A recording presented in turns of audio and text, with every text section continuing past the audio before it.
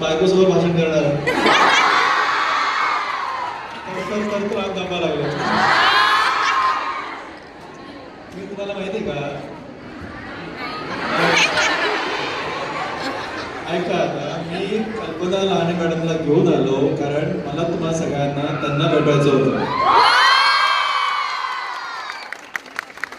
आणि मोठेगावकर sir madam, मोठेगावकर sir आणि मिनलताई म्हणजे माझी बहीण, हे दोघं जण आमच्या खूप प्रेमात आहेत, तेवढेच आम्ही पण त्यांच्या प्रेमात आहेत.